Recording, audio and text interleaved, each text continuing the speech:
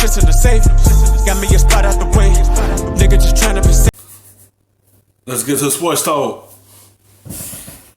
It's your fourth 60th point game of your career. You're tied now for third most all-time with Michael Jordan. You're on a list with Wilt Chamberlain, Kobe Bryant, Michael Jordan. When you hear your name with those three, what goes through your mind? That's greatness right there. Those guys are something that I'm trying to get to. You know, hopefully at the end of when it's all said and done, I can be missing in that group, you know, forever. So still a work in progress, but we're working to get to there. All right, so that was James Harden talking a little bit about just the significance, right, of dropping 60 in 3 quarters. We're also about to show you Harden's reaction. This is when he was on the bench and finding out he was just a little bit outside his career high, right? So here he is, chasing 60. Then he's like, come on, I was right there. I was right there. Could have been, but just right there. Couple points. He's really shocked. He's right there. For a fact, I mean, you got to put the hand. Like, Mike D'Antonio know you was chasing your career high, but he just looking like, we already up by so many points. We don't need to gas you out. We want to have you for the rest of the year. Like, he just not trying to have it again. Like, every time Harden played so many minutes, he tend to get gassed at the end of the year. He just trying to think about the longevity for him. Like, he already put up 60 points. They already blowing the team out. So they don't need him to be in there continue scoring. Like, they already up by so much points, sitting down resting for the next game. Hands on the head for a fact will be good. All right. Do you think, Ms. Rockets fan growing up around Houston, Yes. that they should have left him in to chase 80? So this is my philosophy when people are on to greatness. You should allow them to try to attain such greatness until they start messing up.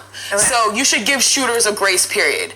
I think there should be a conversation, especially like we're up by 50. All right, we're up by 40, shorty.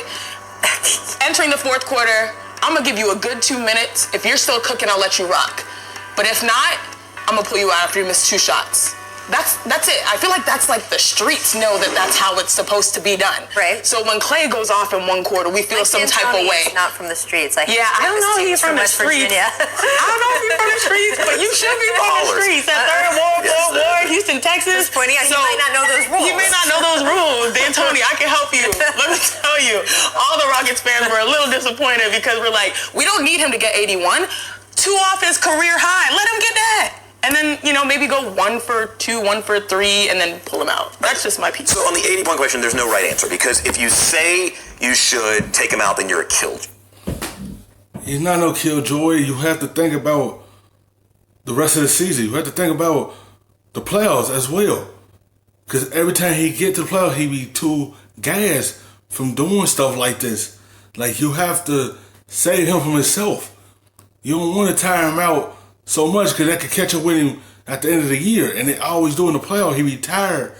And that's why sometimes he come out sluggish when it's playoff time. Like, he just learning from the previous playoffs, let him rest.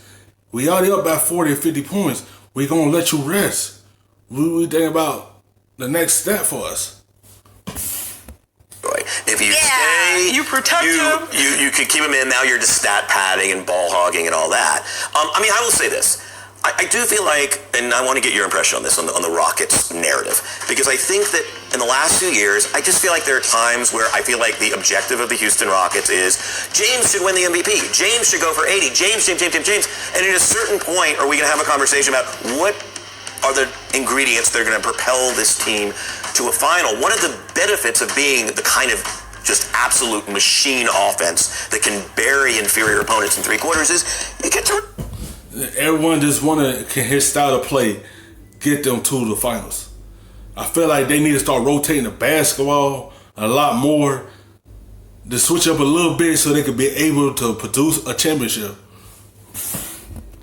Guys in the fourth. And then so James Harden isn't gassed in May as he is every single year. Why do they flame out? Generally speaking, it's because James is gassed. Yeah. So I just think there is some push-pull. I'm with you. I remember that's... I told you. That's what D'Antoni was probably looking at. Like, I don't want to have you gassed at the end of the year. I want you to be fully feel so we could be going this run for a title. I don't need you always tiring the playoff because you use all that energy in the regular season.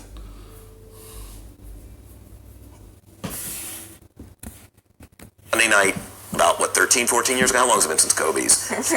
Sunday night, Laker Whites against Toronto. Let me call Jalen Right. Rose and ask him. Sorry, 13. 13. It's in my ear. This is great. You just get answers put in your ear when you're on a show like this. This is fantastic. So I do. There is something special about that. That is where the NBA sort of makes its magic. To your point about the Kobe game, by the way, and again, shout out Jalen, we love you. The Lakers were only up by 6 going into the fourth quarter. So obviously he stayed in. I forget about that. Because it was a close game. And they needed Rockets every one of them points. Led by 54 going into the fourth quarter. I mean, my take on the yes, you're damned if you do, damned if you don't. Right. And of the two paradigms you listed, you didn't even get to the injury third rail, right? Of, oh my God, what if they had left him in? And then he sustained some sort of ACL injury or something. And, you know, people would have had D'Antoni's head in the streets or West Virginia or otherwise. But it's fun for me if he goes for 80. So as a fan, I am just going to say I understand there are more responsible people than me in the Rockets organization. What more you had to prove? You're 54 points. You don't need him to be in trying to go for 80.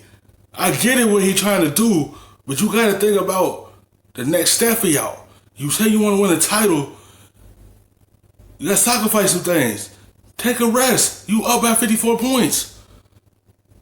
You know, they don't need you in. They need you for the rest of this year. Because they get to have their job, I get to have mine as a fan and say, let them all stay in. When Steve Kerr used to pull Steph Curry that season where he was getting close to those kinds of scoring numbers, I would give him a hard time all the time. What about us? Right? Thank you. What about us? Thank you. 281-832-713. But to your point, if he's going to average 35 and not win MVP, then let him get his new career high one moment. It doesn't have to be 81, but he can go for 65. I like your compromise. I like this. Give him 2 minutes. Yeah, and D'Antoni understand what y'all saying. D'Antoni just trying to prove to everyone his system could produce championships.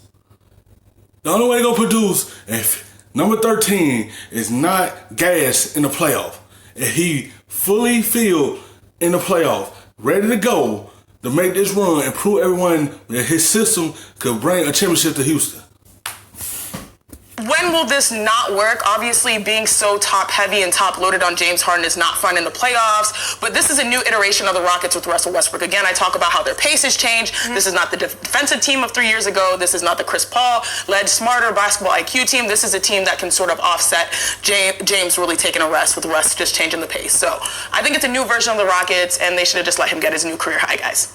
Again, what about us? Okay, we don't have to be here responsible. We can just sit here and make wild requests. There you go. Thanks for watching ESPN on YouTube. For more sports highlights and analysis, be sure to